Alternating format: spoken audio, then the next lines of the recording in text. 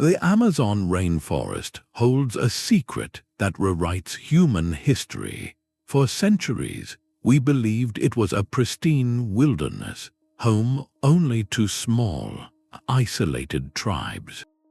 That story is wrong. Beneath that impossible green canopy, the jungle hid the ruins of a massive, sophisticated civilization for over 500 years. By the end of this journey, you will see the Amazon not as an empty jungle, but as the heart of a forgotten world. How could cities simply vanish without a trace? And what genius allowed a society to thrive where we thought it impossible? This discovery forces us to rethink everything we know about ancient ingenuity and resilience. What does it mean for a civilization to leave its mark, only for the earth itself to swallow it whole? This myth of a pristine, impossible jungle was not born from malice, but from a specific moment in time.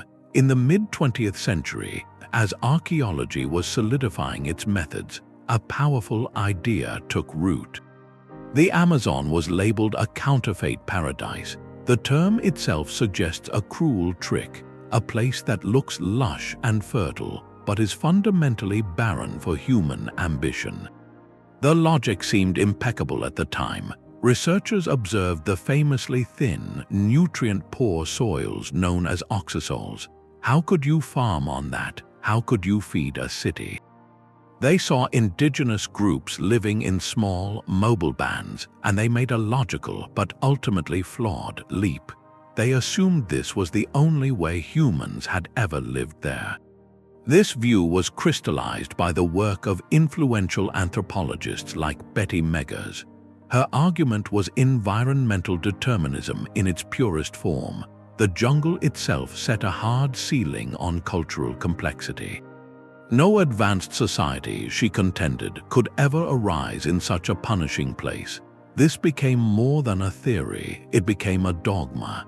It shaped textbooks, guided research grants, and dictated where archaeologists even bothered to look. For decades, this narrative was the lens through which the entire Amazon was viewed. It was not a place with a hidden history. It was a place that, by scientific decree, could have no history at all. The map was drawn, and the vast interior was labeled "Here be nothing."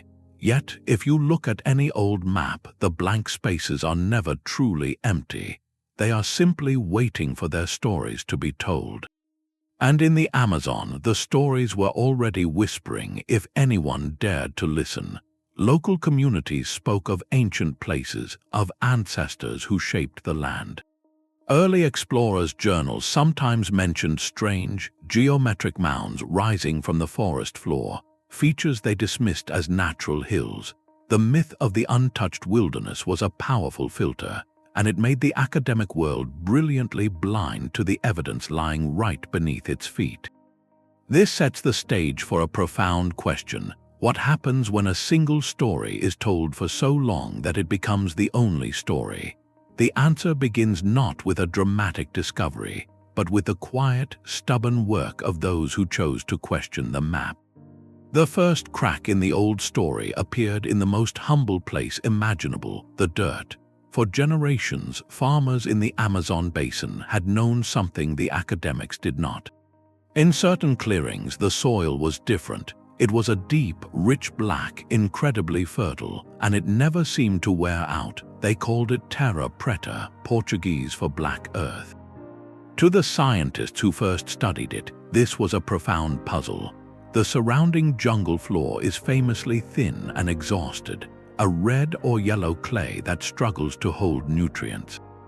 How could these isolated patches be so different, so abundantly alive? The answer, when it finally came, rewrote the first chapter of the Amazon's human story. Terra Preta is not a natural soil, it is an artifact. It is a human invention, a technological masterpiece crafted over centuries.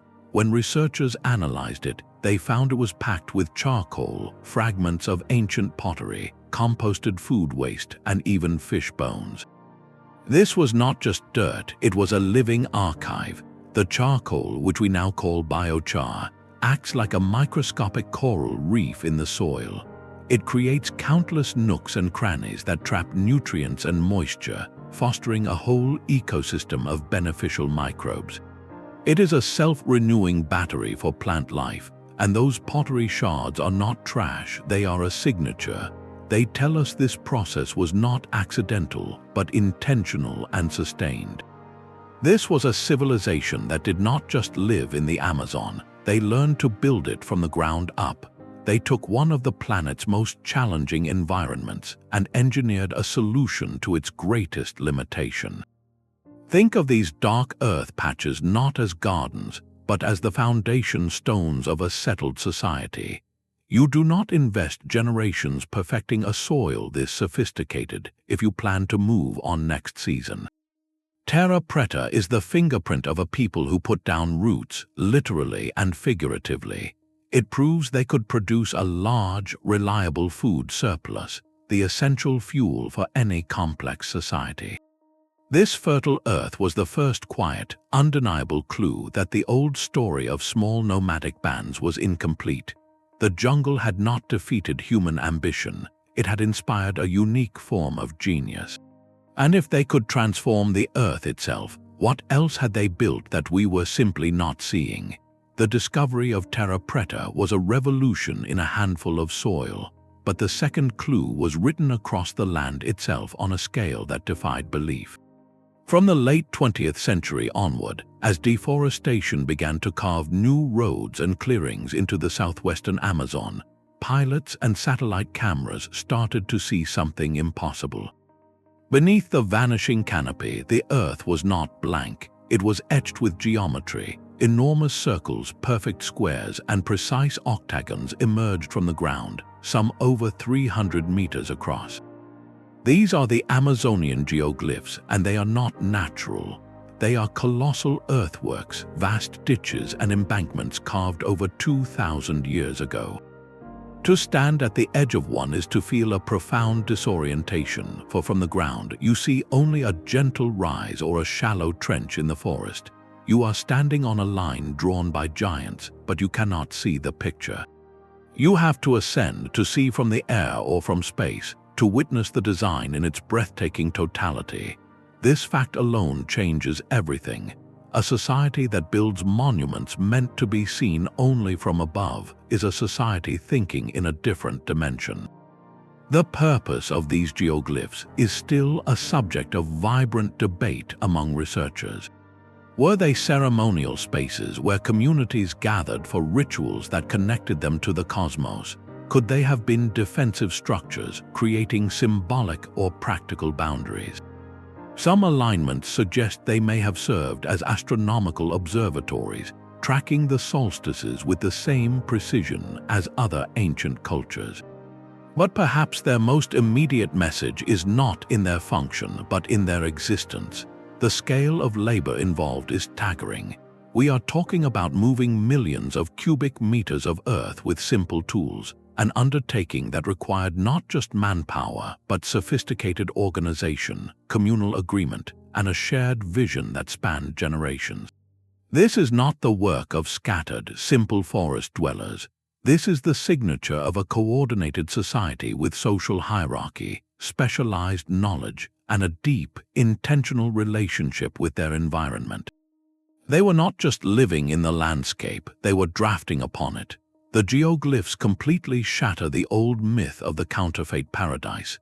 They prove that for millennia, people here were not struggling at the edge of survival. They were investing immense collective effort into projects that had no direct, obvious material payoff. They were building meaning into the earth, and if they could reshape hundreds of acres into perfect geometric forms, what else had they constructed that the relentless jungle had already reclaimed? The quiet evidence of the soil and the bold statements of the earthworks were now pointing in the same undeniable direction, toward a hidden chapter of human history. But the true scale of this lost world was still waiting, hidden under a green veil so thick it had fooled the world for centuries. The geometric earthworks were a whisper from the past, but to truly hear the civilization speak, we needed a new way of seeing. The breakthrough came not from a shovel but from the sky with a technology called light detection and ranging, or LiDAR. Imagine a laser scanner mounted on an airplane, sending down millions of invisible pulses of light every second. Most bounce off the leaves and branches of the canopy, but a precious few slip through gaps, hit the solid ground, and race back to the sensor. By measuring the time of each journey, a computer can strip away the entire forest, digitally peeling back the green blanket to reveal the naked earth below. This is not photography, it is revelation. For archaeologists, it was like being given X-ray vision over hundreds of square miles of impenetrable jungle. When they first flew LiDAR over a region in the Bolivian Amazon known as the Llanos de Mojos, the results were not just surprising, they were paradigm-shattering.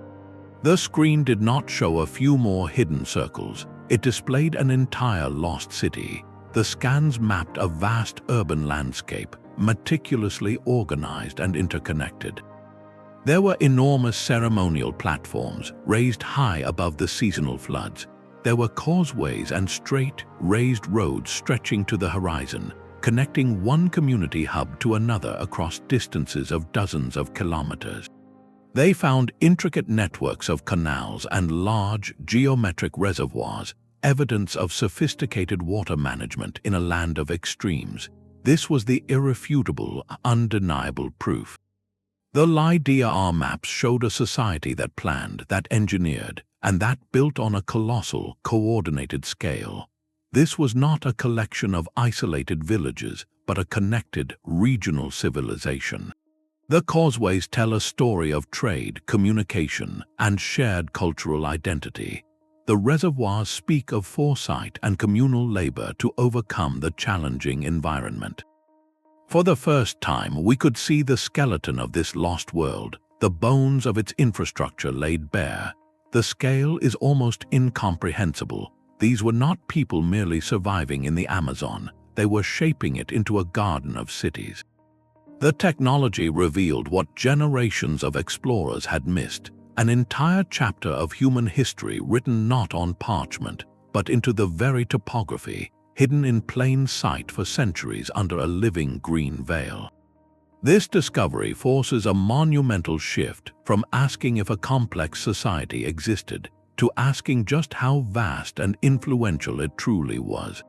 What did daily life look like in these interconnected settlements, and what ultimately caused such a meticulously planned world to fade back into the forest? The LiDAR maps gave us the blueprint, but to understand the people who drew it, we must step into one of their cities. In the Llanos de Mojos, the story of the Casarabe culture emerges from the digital mist, a society that called this engineered landscape home for nearly 1,000 years.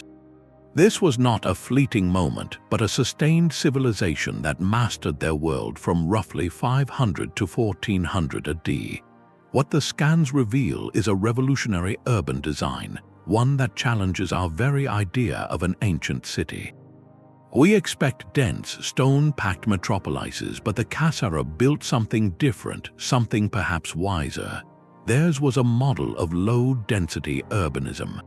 Imagine settlements where monumental civic platforms rose like islands from a green sea of managed parkland, orchards, and woven networks of fields and fish ponds. People lived not crammed together but spread across a cultivated garden, connected by an impeccable infrastructure. At the heart of this design were the monumental platforms, vast rectangular earthworks raised high above the floodplain. Each was a feat of labor, a leveled stage upon which the most important structures of community life would have stood, likely temples or leaders' residences, places that anchored spiritual and social order. These platforms were not isolated. They were linked by the region's lifelines, straight, raised causeways that ran for miles across the savanna.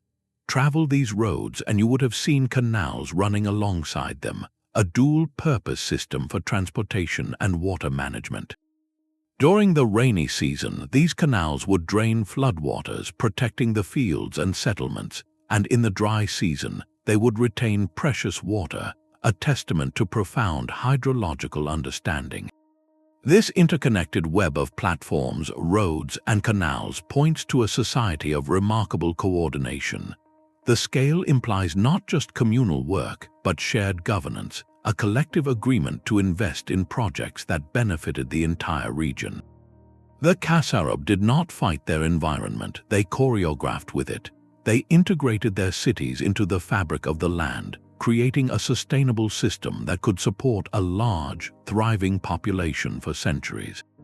This model offers a silent lesson, a demonstration of how to live in abundance within an ecosystem without overwhelming it. Their cities were not concrete jungles, they were functional extensions of the natural world. So we are left with a new image, not of a scattered, simple people, but of the Casarabe master planners of a green metropolis. Their success seems absolute, their design brilliant and enduring. Which makes the next question so haunting. If they built a society so perfectly adapted to the Amazon, what could possibly have caused it to disappear? The true genius of the Casarabe and their contemporaries was not just in their city planning, but in how they fed it. To support a large, settled population, you need a vast and reliable food supply. In the Amazon, that was supposed to be the impossible task, yet they solved it with an agricultural model so sophisticated it feels like a lesson for our own future. They did not clear-cut the forest for endless fields. Instead, they transformed the jungle itself into a colossal, living pantry, a system modern researchers call agroforestry. Imagine walking through a forest that is also a farm. Towering Brazil nut trees, which are notoriously difficult to cultivate intentionally, stand in groves that were clearly managed and preserved for generations. Palms provided fruit, oil, and thatch. Dozens of fruit tree species from cocoa to acai were deliberately planted and tended. This was not a wild jungle, it was a cultivated food forest, an engineered ecosystem that produced year-round.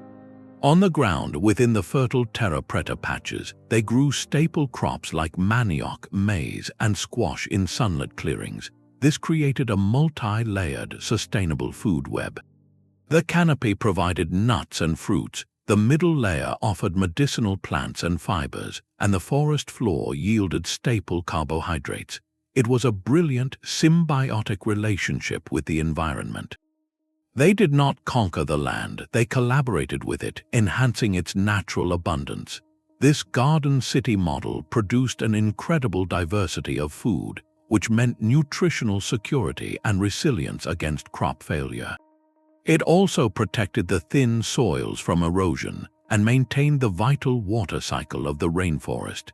This ancient form of environmental symbiosis allowed their civilization to flourish for centuries without the ecological collapse that often followed other ancient empires. Their greatest monument was not a pyramid of stone, but a thriving, productive forest. This revelation forces us to confront a profound irony. The very thing we long considered pristine wilderness was, in many places, a carefully curated garden, the legacy of a lost civilization's green thumb. Their success seems so complete, their balance with nature so masterful, that it makes their eventual disappearance an even deeper mystery. This brings us to a staggering and somber recalculation, one that rewrites the human story of the Americas. For centuries, scholarly estimates placed the entire pre-Columbian population of the Amazon basin at only a few million people, if that. The old narrative of a pristine, thinly populated wilderness demanded those small numbers. But the new evidence, the sheer geographic footprint of earthworks and dark earth, makes those old estimates impossible. We are now looking at a landscape engineered from end to end, a garden continent that could support a vast society. When you map the thousands of geoglyphs, the sprawling networks of causeways, and the countless patches of fertile Terra Preta, a new picture of scale emerges. Leading researchers now suggest the Amazon may have been home to 8 million, 10 million, or even more individuals before the year 1492. Some models accounting for the interconnected settlements revealed by LiDAR propose figures twice that high. Let that number settle for a moment. 10 million people. This places the Amazonian civilizations on a demographic scale comparable to many powerful societies in Europe or Asia at the same time. This was not a remote backwater, it was a bustling, populated heart of the ancient world, a nexus of culture and innovation. The cities and garden forests were teeming with life. This realization makes what happened next not just a historical footnote, but one of the most profound tragedies in human history. The arrival of Europeans did not just bring new visitors, it unleashed invisible waves of illness for which the isolated populations of the Americas had no defense. Diseases like smallpox, measles, and influenza traveled far ahead of any explorer or soldier, moving along the very trade routes that had once connected this vibrant world. The result was a catastrophic and rapid loss of life on an almost unimaginable scale. Within a century or two, a population numbering in the many millions collapsed by a staggering percentage. This was not a decline, it was a shattering. The consequences of this loss echo through the centuries and explain the great mystery we began with. Why did this civilization vanish so completely from memory? The answer lies in the devastating speed and totality of the demographic collapse. When the vast majority of a population passes away in a short period, the intricate knowledge system holding that society together disintegrates. The engineers who maintained the canals, the elders who knew the rituals for the geoglyphs, the farmers who nurtured the food forests, all were gone.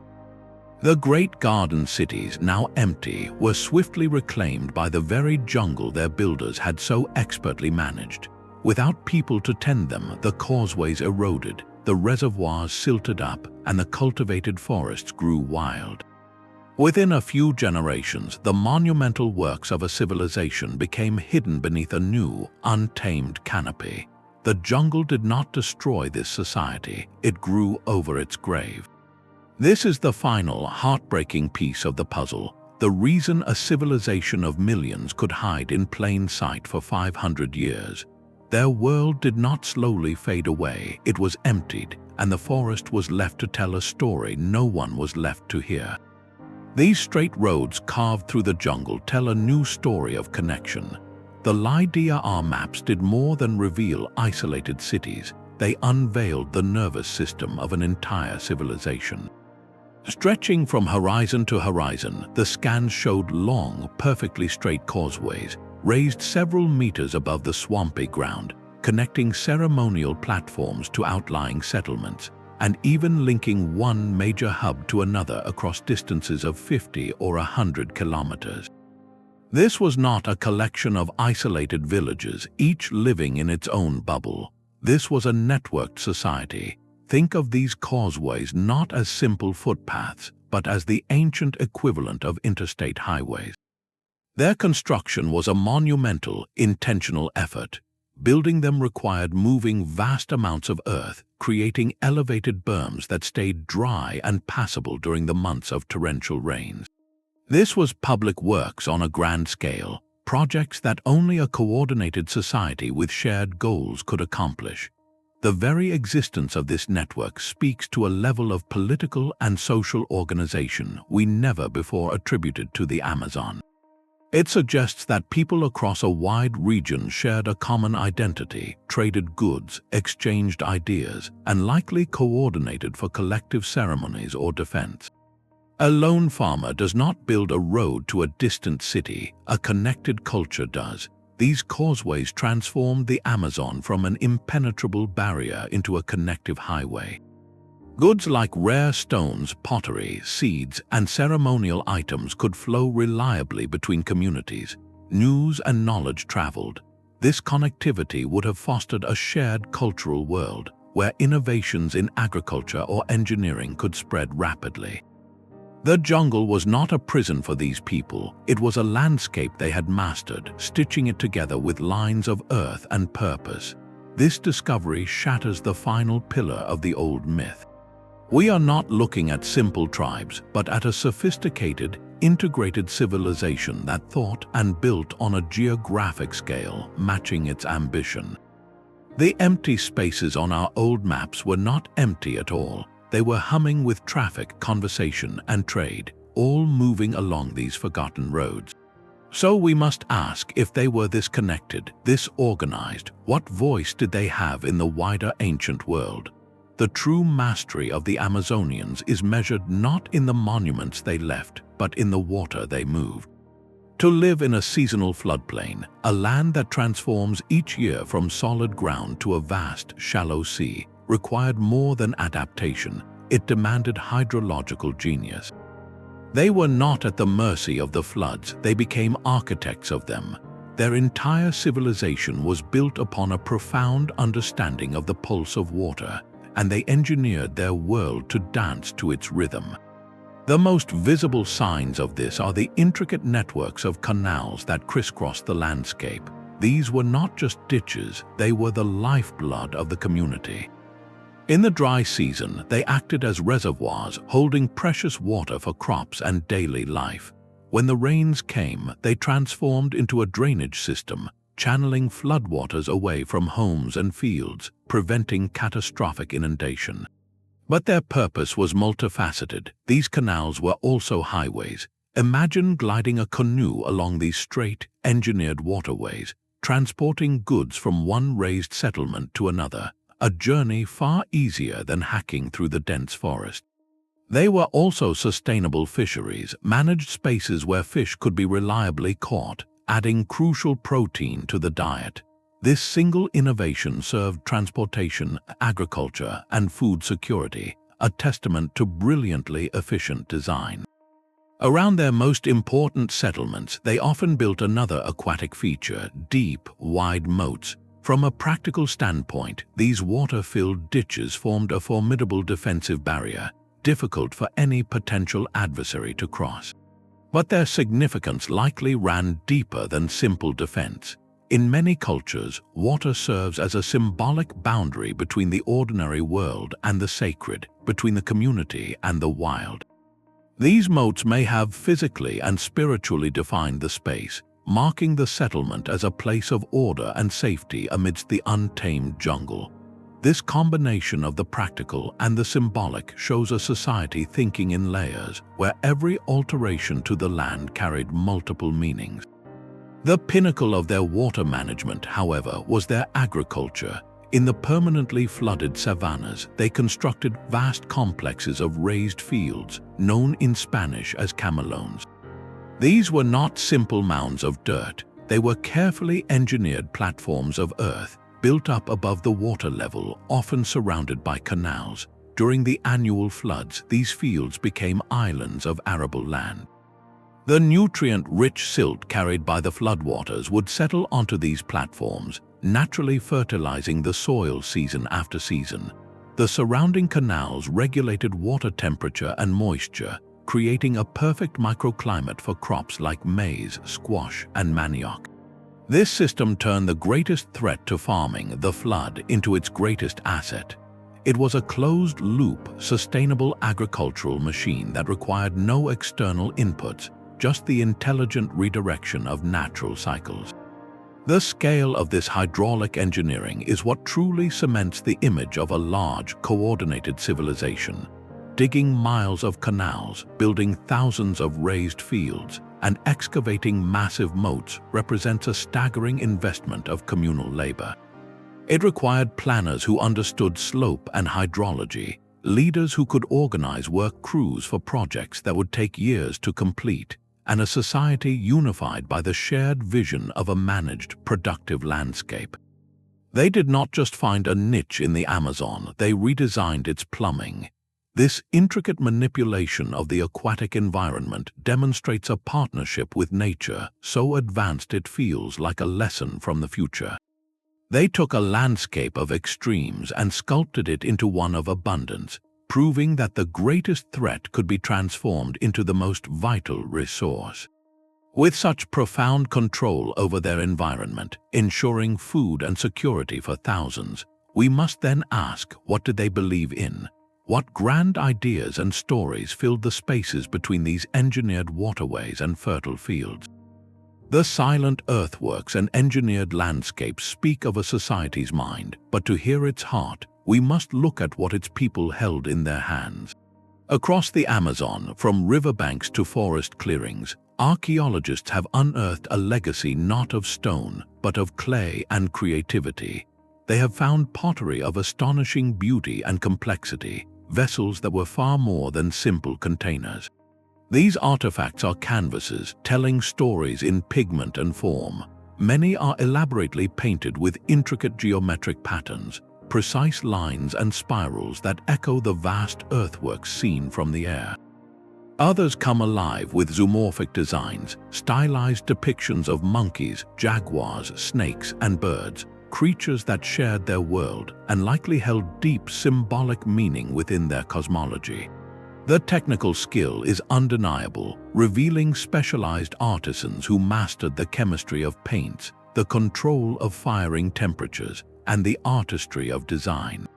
This was not folk art, it was a tradition.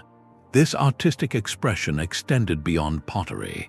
They skillfully worked materials provided by their environment, shaping stone into efficient tools and graceful ornaments, carving bone into delicate needles and ceremonial items, and hewing the resilient woods of the rainforest into objects both practical and profound. While they did not build the grand stone pyramids we associate with other ancient civilizations, they erected monuments of a different kind. Those enormous earthen platforms revealed by LiDAR were not barren hilltops. They served as the solid foundations for large, impressive structures built from wood and thatch, communal spaces where people gathered for ceremonies, governance, or markets. Imagine these platforms crowned with great, open-sided halls, their roofs soaring high, spaces that could hold hundreds of people, places that must have hummed with the energy of communal life. The presence of such specialized, refined artistry tells us something fundamental about this society. It signals cultural complexity and a rich inner world of symbols and beliefs. You do not support full-time potters who create exquisite ceremonial urns, or woodcarvers who dedicate weeks to a single ornate stool, if your entire population is consumed by the daily struggle for food. The flourishing of these arts indicates a society that had achieved a surplus, that had the social structure and leisure to support non-subsistence roles. It points to a people who had moved beyond survival to meaning, who had the time and inclination to ask not just how to live, but why. Their art was a language, a way to communicate with each other and with the forces they believed shaped their world. The geometric patterns may have mapped the heavens or represented social order. The animal motifs likely tied them to the spirit of the forest that sustained them. Each painted pot, each carved pendant, is a fragment of a lost conversation, a whisper of the stories they told about creation, their place in the universe, and the nature of the world around them. This artistic legacy completes the portrait, transforming our view from a society of brilliant engineers and farmers into one of full, vibrant culture. They were not just surviving in the Amazon, they were composing a symphony of life within it, with earth as their stage and clay as their notes. And if their culture was this rich, this expressive, it forces us to confront the final, lingering shadow over their story. How does a world so full of life and art suddenly go silent? What echo of that silence might we still, unknowingly, be living with today? The vibrancy of their world makes its silence all the more profound. So, if this civilization was so vast and advanced, why did it disappear?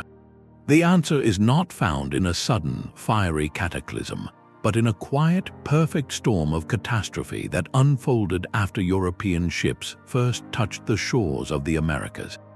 The primary and most devastating force was not the sword, but the microbe. Diseases like smallpox, influenza, and measles, common in Europe, were utterly alien to the isolated populations of the Amazon. They had no biological defense, no inherited immunity. Historians believe these illnesses traveled with terrifying speed, likely moving down the very trade networks and causeways that had once connected this thriving world, racing ahead of any European explorer or conquistador.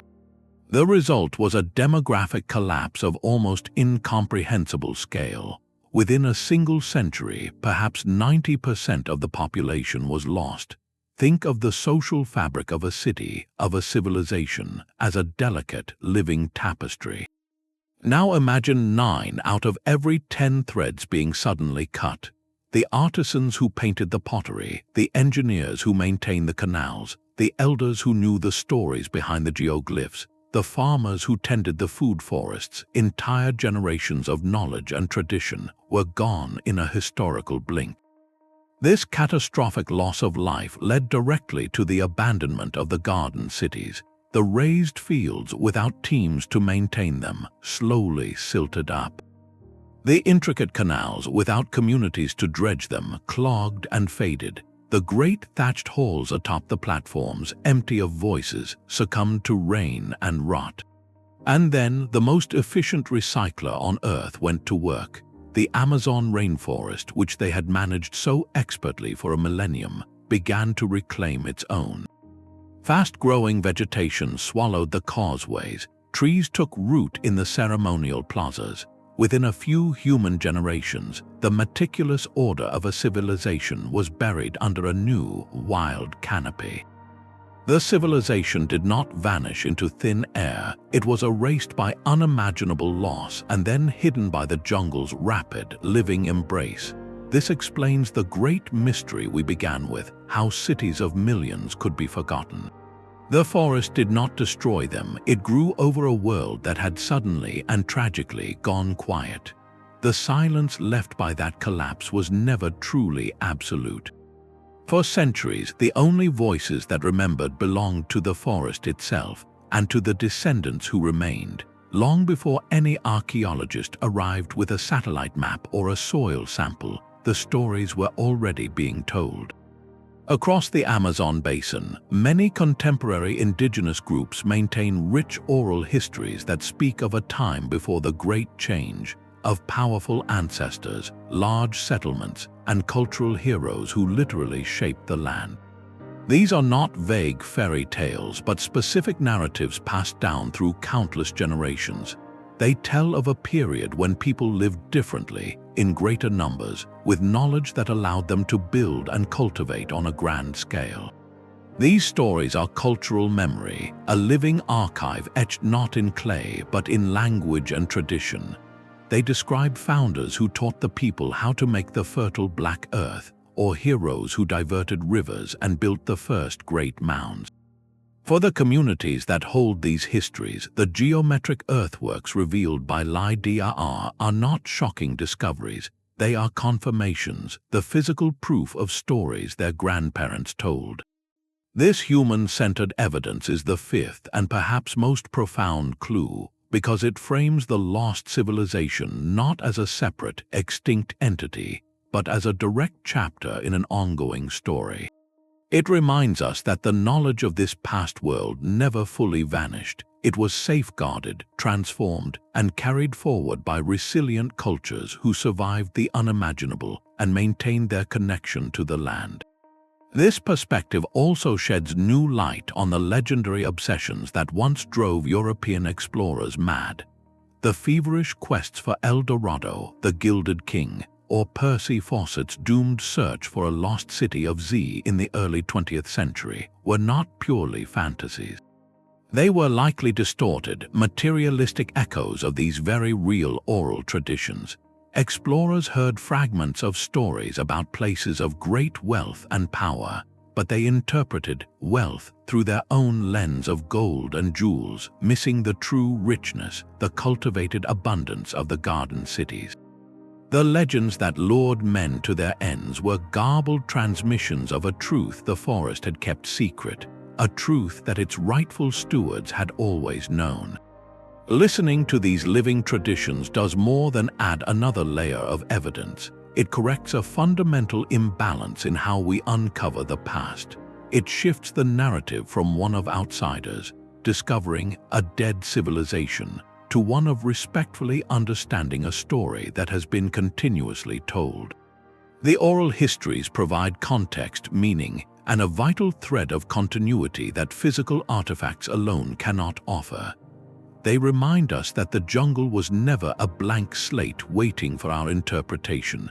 It has always been a home, a library, and a memorial. So we are left with a complete yet haunting portrait. We have the engineered soil, the geometric earthworks, the LiDAR blueprints of connected cities, the artistic legacy, and now the living memory. Each clue converges on the same staggering reality. But if this civilization was so extensive, so sophisticated, and its memory so persistent, what lasting imprint did it leave on the very ecosystem we see today? Does the modern Amazon still bear the fingerprints of its first great gardeners?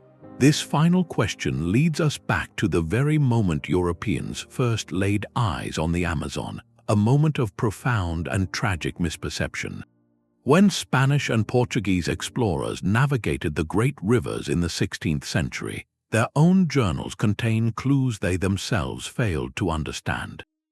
They wrote of seeing large, populous villages lining the banks, communities with extensive fields and organized layouts.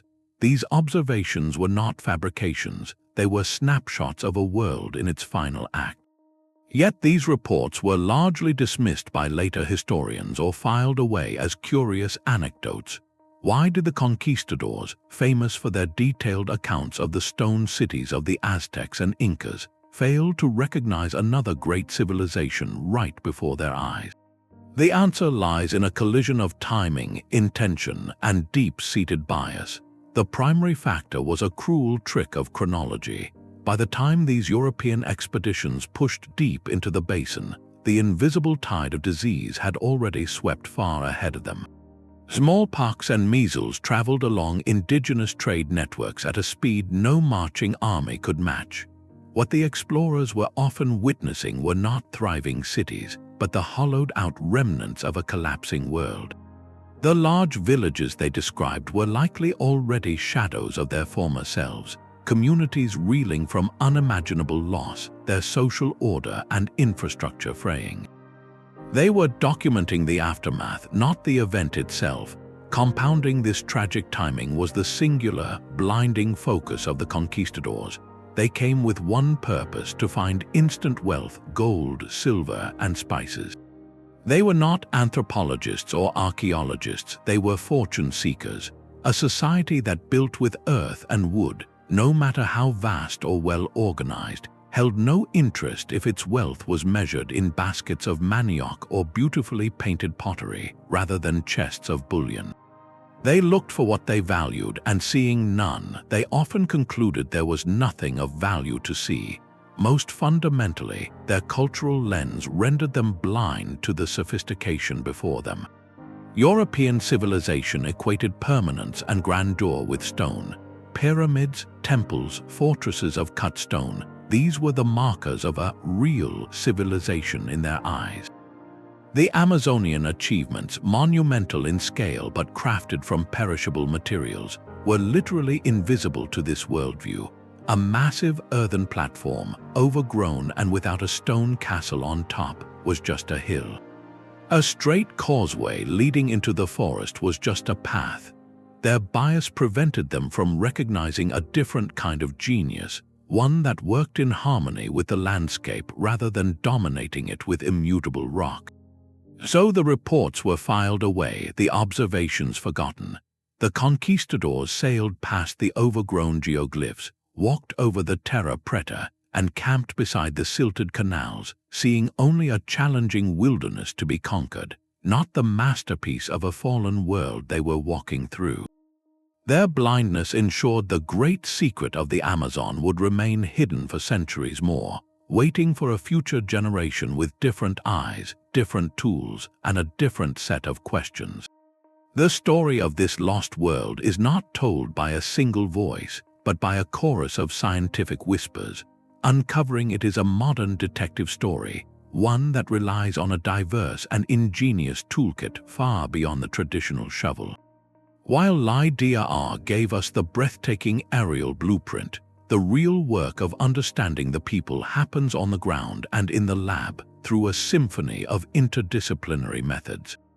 Take ground-penetrating radar, for instance. Imagine pushing a sled across the forest floor, not to scan the canopy, but to see beneath the soil. This device sends radio waves into the earth, mapping differences in density to reveal hidden foundations, old hearths, or burial sites without ever breaking ground. It is like giving the earth an ultrasound, finding the quiet echoes of structures long buried. Alongside this, researchers meticulously analyze satellite imagery, not just for visible features, but for subtle variations in vegetation. Lush green patches often grow over the nutrient-rich Terra Preta, marking ancient garden sites from space. Soil chemistry studies then take over, analyzing those dark earth patches molecule by molecule to understand exactly what was added and how it was managed, turning dirt into a data set of ancient agricultural practice. Then comes the careful, painstaking work of excavation. In selected sites, archaeologists brush away centuries of soil to uncover the intimate details of daily life, fragments of pottery that speak of artistry, charred seeds that reveal a meal, and animal bones that tell stories of diet, domestication, and trade networks that stretched for hundreds of miles. But perhaps the most profound evidence comes from the quietest sources. Paleoecologists, scientists who study past environments, extract long cores of mud from the bottom of ancient lakes and swamps. Within these muddy timelines, they find a hidden archive, pollen grains from plants that flourished centuries ago, and microscopic fragments of charcoal from ancient fires. By reading these layers, they can reconstruct the landscape as it was, distinguishing between natural wildfires and the sustained, managed burning of human farmers. They can see the moment when forest pollens give way to the pollens of cultivated crops, charting the deliberate human transformation of the ecosystem. The true power lies in bringing all these lines of evidence together. The LiDAR map shows a causeway, the ground-penetrating radar confirms its structure beneath the soil, the excavation unearths pottery along its edge, and the pollen core from a nearby lake shows a spike in maize cultivation at the same time the causeway was built. Each method answers a different question. One reveals the where, another the how, another the what, and another the when. Piece by piece, clue by clue, these diverse sciences interlock. They allow researchers to move from mapping a silent city to hearing its faint heartbeat, to understand not just that people built here, but how they lived, what they ate, how they traded, and how they consciously shaped their world across generations. This multidisciplinary puzzle transforms scattered, enigmatic clues into a coherent and astonishing narrative, giving voice and life to a civilization that the jungle and time had tried so hard to silence. A complex society cannot thrive in a vacuum. It needs connections that stretch beyond its own gardens and canals, pathways for goods, ideas, and innovation to flow. The sixth and perhaps most expansive clue comes not from the earth they moved, but from the objects they carried. Across the Amazon, archaeologists have uncovered a silent testimony of far-reaching exchange. In settlements hundreds of miles from the nearest volcano, they find razor-sharp flakes of obsidian, a volcanic glass that could only have originated in the distant Andes Mountains. In the lowland forests, they discover polished axes made from jadate, a stone whose nearest known source lies over 1,000 miles away. These are not local materials. They were brought here carried by hand along those straight causeways and down the great river highways, over distances that seem staggering even today. The evidence grows richer with every dig. Distinctive styles of painted pottery, with unique patterns and forms that act like a cultural signature, appear in sites far from where they were first crafted. Perhaps most telling are the shells. Delicate, intricately worked ornaments and tools made from seashells have been found deep in the heart of the continent. shells that could only have come from the Pacific coast to the west or the Caribbean shores to the north.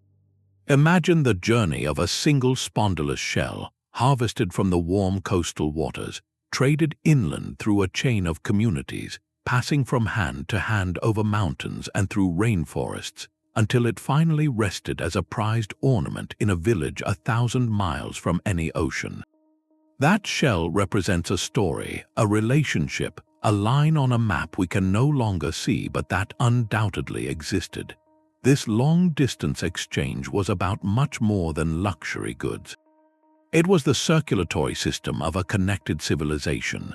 The flow of materials implies a parallel and even more important flow of intangible things. With the obsidian came knowledge of new tool-making techniques.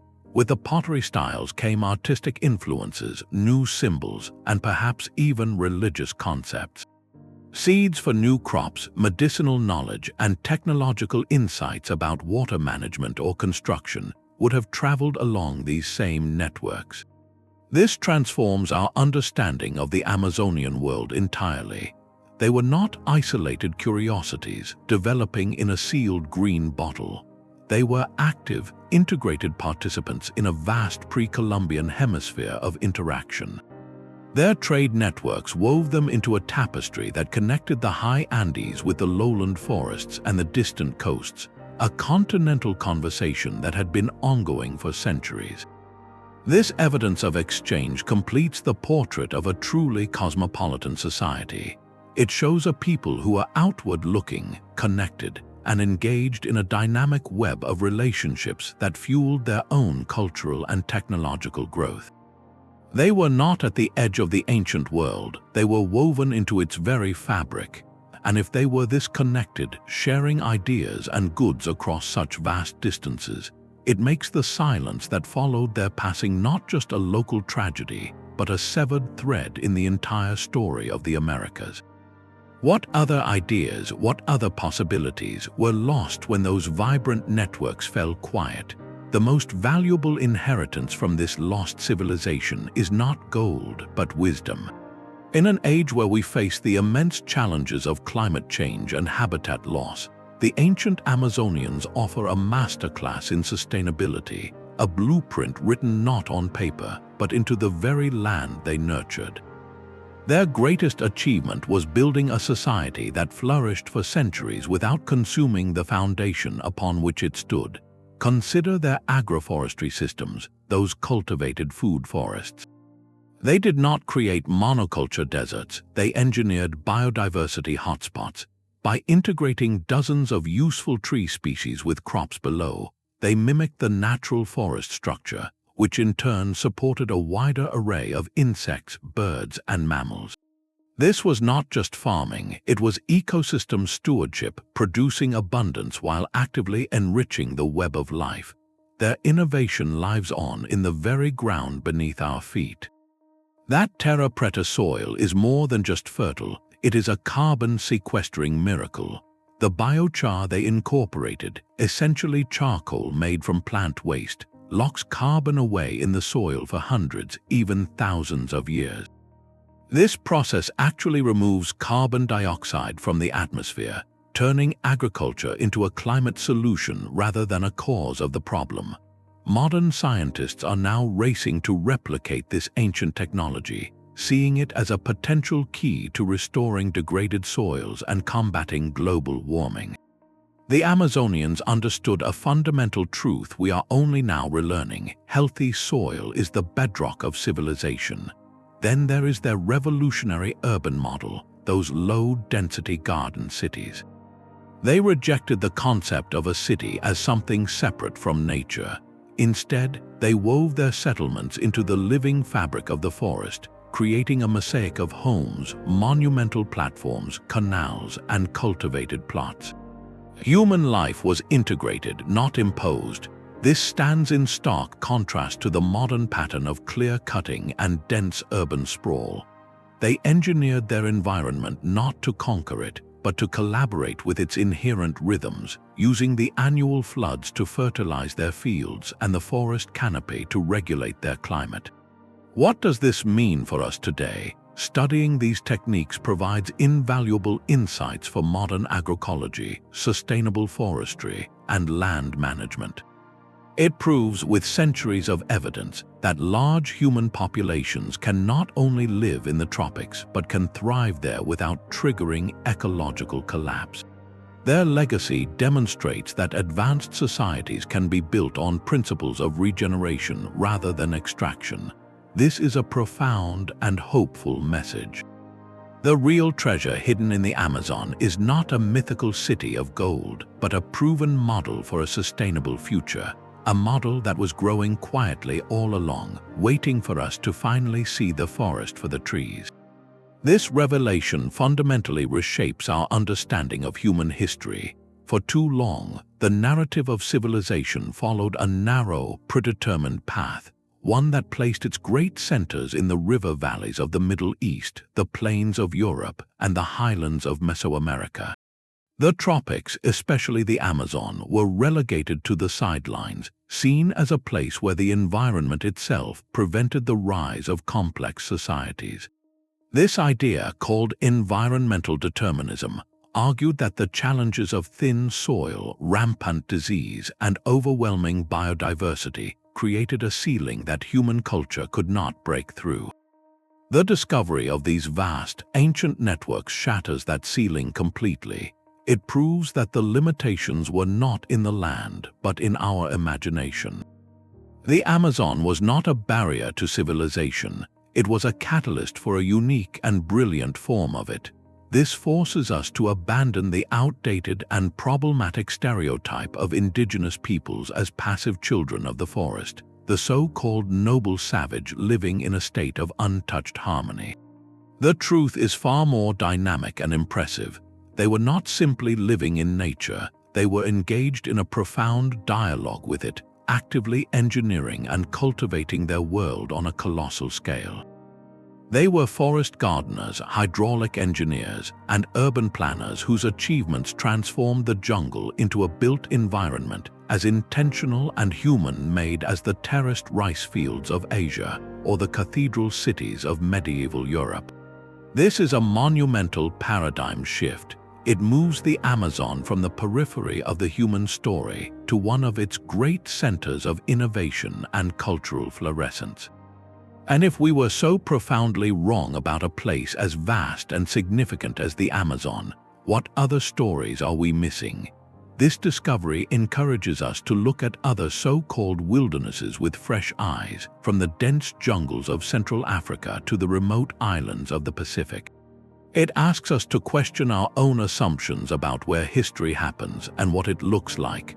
Perhaps the blank spaces on our maps are not empty at all, but simply waiting for us to learn how to read the land in a new way, to see the subtle signatures of human ingenuity hidden beneath the green.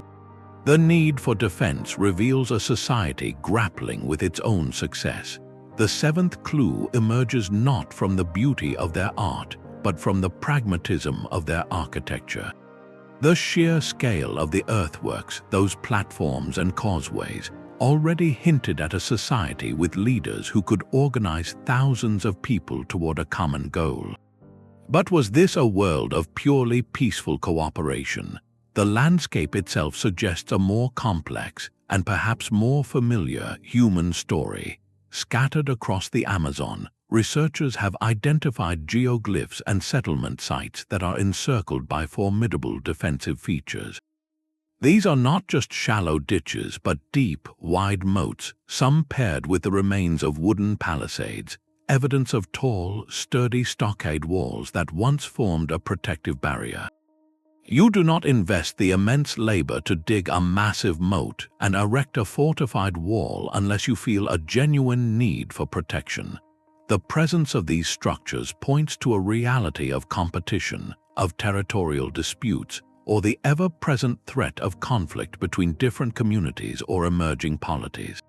This evidence of organized defense adds a crucial layer to our understanding of their social fabric. It shows a society capable of two very different, yet equally complex, forms of collective action. On one hand, they could marshal labor for vast cooperative projects that benefited the entire community, like building canals or ceremonial platforms. On the other hand, they could also organize for collective defense, an activity that requires command, hierarchy, and a clear chain of decision-making in times of crisis. This duality pushes our image of Amazonian society even further beyond simple, egalitarian tribal structures. The ability to plan and execute large-scale defensive works implies a level of political stratification, a society with recognized leaders or a ruling class who had the authority to command labor for both public works and for the protection of the community. We are moving into the realm of what anthropologists might call chiefdoms or early state-like formations, societies with social ranking, specialized roles, and centralized authority. This does not mean their world was one of constant warfare, but it does mean it was a world of complexity, where growing populations and resources could lead to friction, rivalry, and the need to define and defend boundaries. The defensive earthworks complete a more nuanced portrait, showing us a civilization that was not only creative and connected, but also pragmatic and politically sophisticated, navigating the same challenges of power, territory, and security that have shaped human societies across the globe. If they faced such challenges, how did they maintain order and cohesion within their own sprawling garden cities? Scattered across the forest floor, another form of earthwork tells a quieter, more intimate story. Beyond the grand geometric designs seen from the air, the Amazon is dotted with hundreds of thousands of smaller, unassuming mounds. These are not random hills created by nature. Each one is an artifact, a deliberate construction that speaks to the rhythm of daily life for the people who built this world. While the geoglyphs were monumental statements for ceremony or cosmology, these ubiquitous mounds were the practical bedrock of society. Their primary purpose was brilliantly simple: to lift life above the water. In a landscape that floods for months each year, building your home on a raised earthen platform was not a luxury, it was a necessity for survival. Entire villages were clusters of these mounds, creating dry islands in the seasonal sea. But the story of these mounds goes far beyond mere flood control. They are layered archives holding distinct chapters of human activity within their soil. Some of these mounds are classified by archaeologists as middens. This is a technical term for what is essentially an ancient refuse heap, but that description misses its profound value. Over generations, communities would discard broken pottery, food remains like animal bones and charred seeds, ash from hearths, and worn-out tools. Layer by layer, century by century, these accumulations grew, creating a stratified timeline of everyday existence. To a researcher, a midden is a treasure trove. By carefully sifting through these layers, they can reconstruct diets, track changes in pottery styles, identify what animals were hunted or farmed, and understand how daily routines evolved over hundreds of years. It is a direct line to the domestic heartbeat of the civilization. Other mounds served a more solemn purpose as final resting places. These burial mounds were sacred spaces, carefully constructed to honor individuals and their journey. The way people were laid to rest and what was placed with them offers silent testimony to their beliefs about an afterlife and their social structure. The presence of elaborate grave goods in some mounds, like finely crafted jewelry or ceremonial items, can indicate differences in social status, hinting at a society with recognized roles and hierarchy. The sheer, overwhelming number of these mounds is perhaps their most powerful message. They are everywhere. From the major river basins to the interfluvial forests, these earthen platforms form a vast, subtle tapestry of human occupation. Their ubiquity is the final, undeniable proof of a landscape that was not just visited, but thoroughly lived in and modified over millennia. This widespread pattern of mound building represents a common cultural grammar, a shared solution to environmental challenges adopted by communities across the entire region. By studying the distribution, size, and contents of these mounds, archaeologists can begin to fill in the societal map with incredible detail. A dense cluster of large, complex mounds near a major geoglyph might indicate a regional center of power and population. A scattering of smaller domestic mounds along a tributary could map a network of farming hamlets. Each mound is a data point, and together they allow researchers to chart population density, trade routes, and the rise and fall of local centers across the vast green expanse. They transform the abstract idea of a lost civilization into a tangible, mappable reality of neighborhoods, communities, and countless individual lives, all who lifted their homes above the floods and, in doing so, left a permanent mark on the land beneath them. This revised timeline compresses a staggering arc of human history into a narrative of breathtaking rise and sudden silence. The story truly begins not with cities, but with geometry around 2,500 years ago. This is when the first great earthworks were carved into the land, those enormous circles and squares that announced a new level of communal vision and organization. It was a declaration of intent, a society learning to draft its beliefs onto the very skin of the earth. For over a millennium, this cultural experiment grew and deepened. Then, from roughly 500 to 1400 AD, the civilization reached its magnificent zenith. This is the era of cultures like the Casarabe, who perfected the art of the garden city. Their interconnected networks of platforms, causeways, and canals represent a society at its peak of power, population, and artistic expression. Life in these low-density urban forests was not a struggle. It was a sustained, sophisticated fluorescence that may have supported millions. This golden age persisted right up to the very end of the 15th century. Then the timeline fractures. After 1492, the invisible catastrophe arrived. Introduced diseases swept through the continent with a horrifying velocity, traveling along those same trade routes that had once carried obsidian and ideas. The result was not a slow decline, but a rapid, almost total collapse. Within a single century, perhaps 90% of the population was lost. The intricate social machine, dependent on generations of specialized knowledge, ground to a halt. By the 1600s, the great settlements were silent, their canals clogging, their thatched halls falling into decay, and here lies the profound, heartbreaking twist in the story. When European naturalists and explorers of the 18th and 19th centuries finally pushed into the deep Amazon, they did not encounter a pristine wilderness. They walked through a post-apocalyptic landscape. The empty jungle they documented and enshrined in scientific dogma was not a primeval fact, it was the aftermath. The lush, overwhelming green was not the absence of history, but its living shroud, growing over the ruins of a world that had vanished in a historical blink.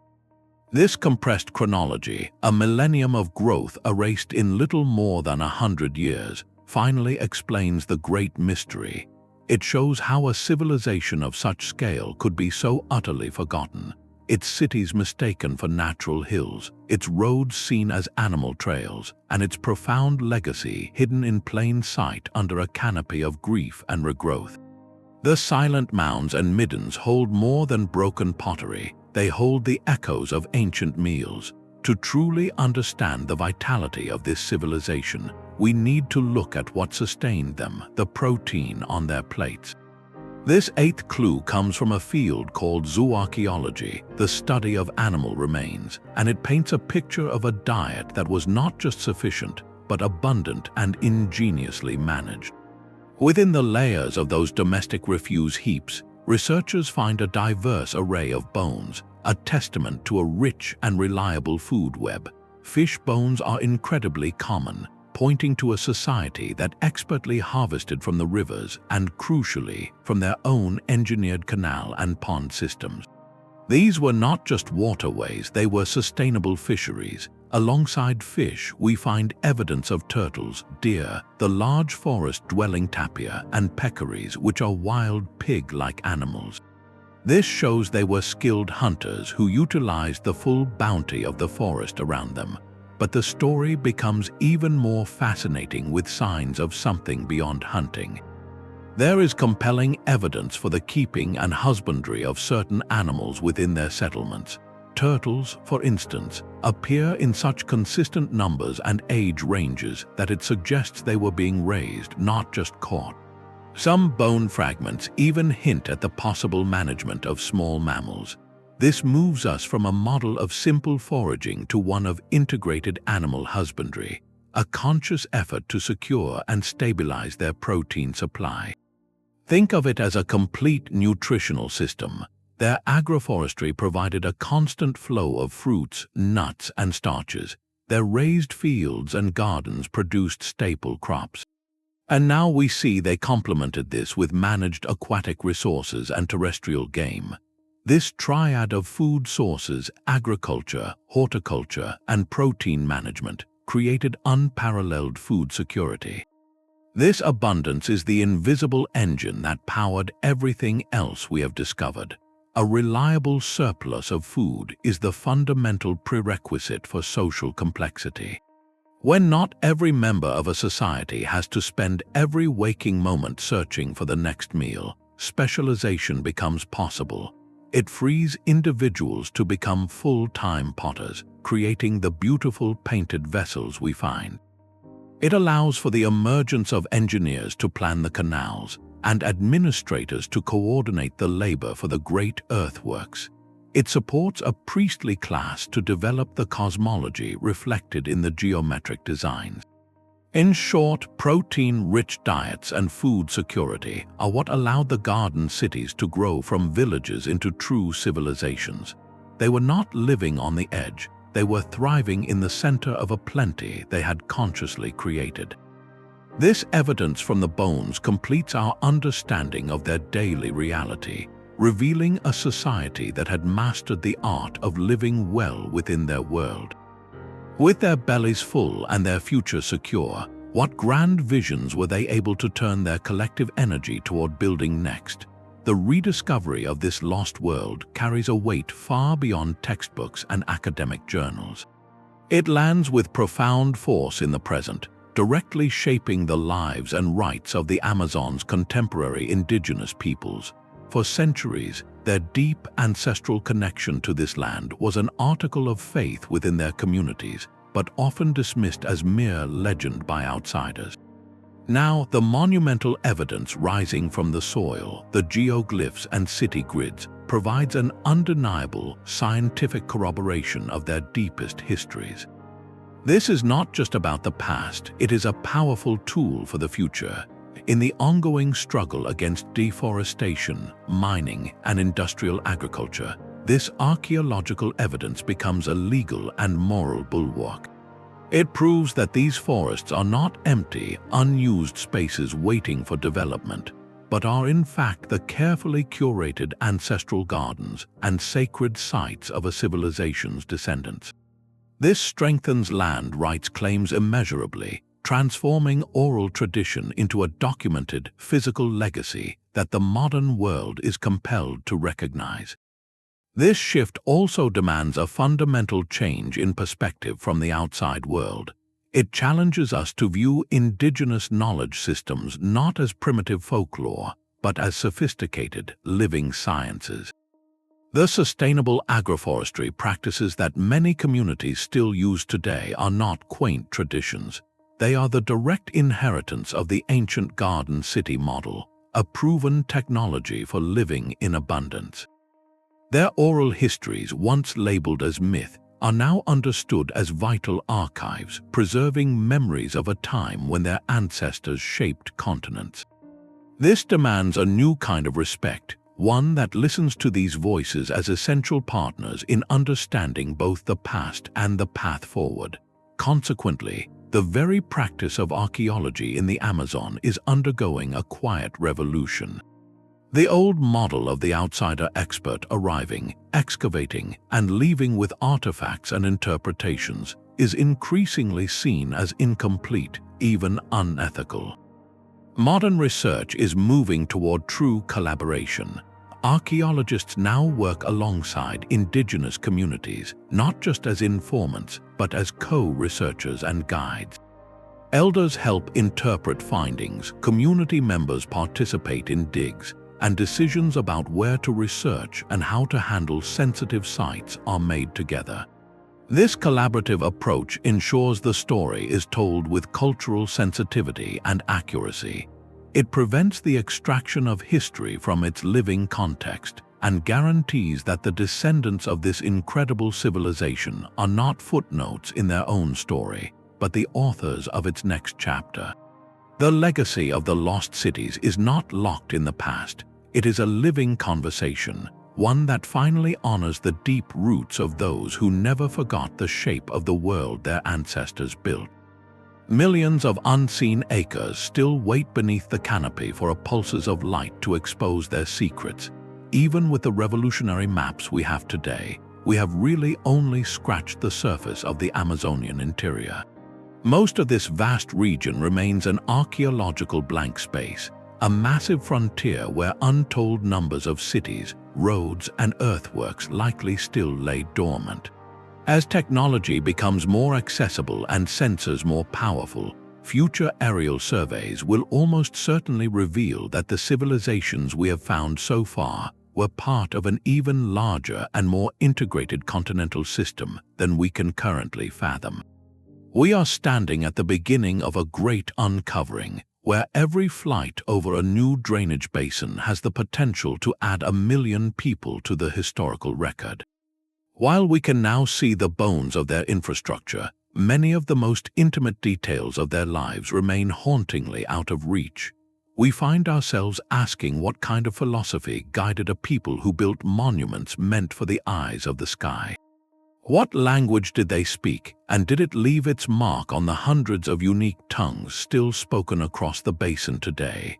We have not yet found evidence of a traditional writing system, but perhaps we are looking for the wrong thing. Their records might have been kept in the language of patterns, the weave of a textile, or the intricate geometry of their ceramics. There is also the enduring mystery of their governance. Was this a series of loosely aligned republics, or a sprawling empire with a central seat of power we have yet to uncover? The search for these answers will likely lead researchers deeper into the most remote ceremonial centers, where the high platforms may hold the keys to their spiritual world.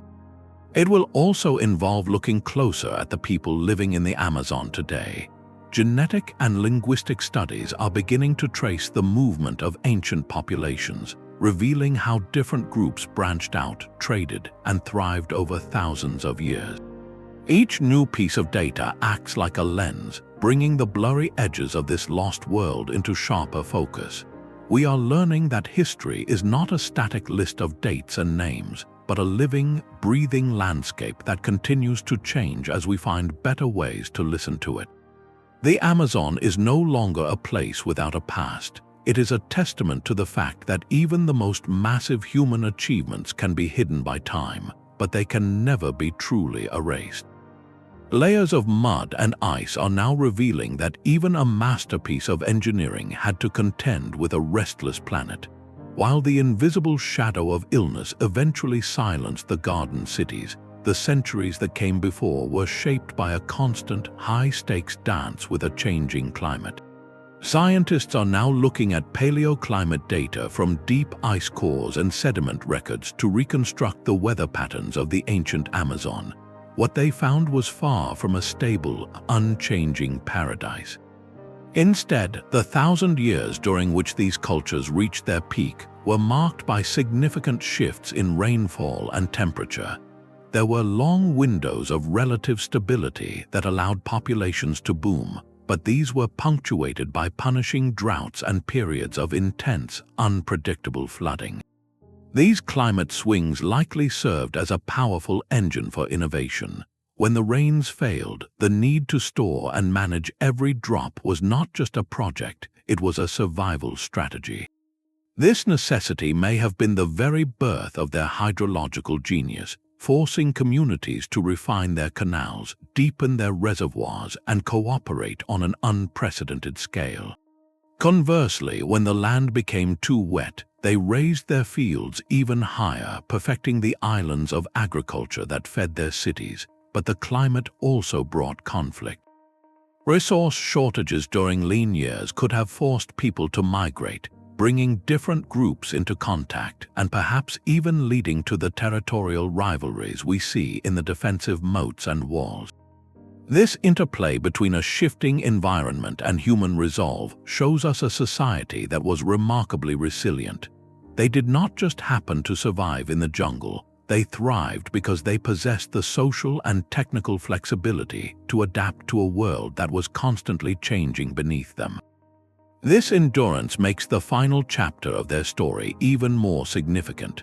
For a civilization that had weathered centuries of natural hardship and outsmarted the erratic swings of the tropical climate, to be undone by a sudden biological shock from another world is a profound historical tragedy.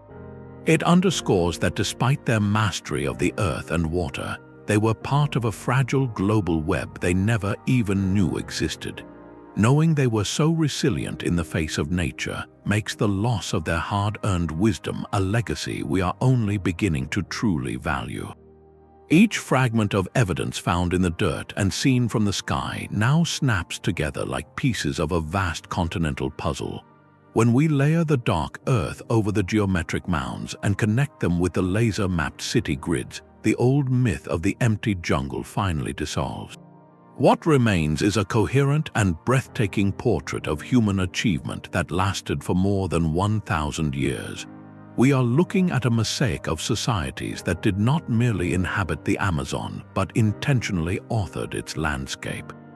They were master gardeners who turned poor soil into a self-renewing engine of life, and they were visionary architects who saw the forest not as an obstacle, but as a framework for a new kind of urban living. This was a world defined by its balance, where massive infrastructure like causeways and canals existed in harmony with fruit orchards and managed timber groves. It was a civilization that understood how to scale up its population without scaling down the health of the planet. These people were not a single monolithic empire ruled by one distant king, but likely a vibrant constellation of independent polities and chiefdoms. They were linked by a shared set of cultural values, similar engineering techniques, and a bustling trade network that moved goods from the mountain peaks to the ocean waves. This synthesis changes everything we thought we knew about the distribution of power in the ancient world. The Amazon was not a quiet vacuum on the edge of more famous civilizations in the Andes or Central America. It was a central, active player in the global human story, a high-energy hub of innovation that hummed with life for centuries. This shift in perspective forces us to acknowledge that the heart of the Americas was beating with a complex, sophisticated rhythm long before the first foreign ships arrived on its coasts. We see now that the jungle was never a pristine wilderness, but a legacy of deep time, a monument of earth and leaf to a people who proved that humanity can be the greatest architect of biodiversity. This realization stands as a final, undeniable truth. The Amazon was never a place where history was impossible. It was a place where history lived in a different, more enduring dimension. The myth of an empty, untouched wilderness has finally been laid to rest. What began as a story of a barren landscape incapable of supporting life has transformed into the revelation of a massive, sophisticated society that called the Amazon home for over 1,000 years. This lost world is a powerful testament to the resilience of nature in reclaiming human works, and a somber reminder of the fragility of human societies when faced with unforeseen catastrophe. It humbles our modern arrogance, proving that the ancient people of the tropics achieved a level of environmental mastery that we are only beginning to comprehend. They did not just survive in the rainforest, they thrived by creating a sustainable and ingenious partnership with the land. The greatest treasure they left behind is not a hidden city of gold, but a blueprint for how millions of people can live in abundance without destroying the cradle of their existence. Their legacy is written in the very soil and trees that still breathe life into our planet today. As the forest continues to peel back its green veil and reveal its deepest secrets, we must become better students of its history. We are called to listen to the whispers of the past and protect this irreplaceable archive of human potential and ingenuity. This journey into the heart of the Amazon shows us that the blank spaces on our maps were never truly empty. They were simply waiting for us to find the right way to look at them. Every new mound and every hidden canal reminds us that history is far vaster and more surprising than we ever dared to imagine. Share your thoughts on this incredible discovery and what it teaches us about our own future in the comments below. Be sure to subscribe to Journey with us as we continue to uncover the most profound mysteries of our ancient world.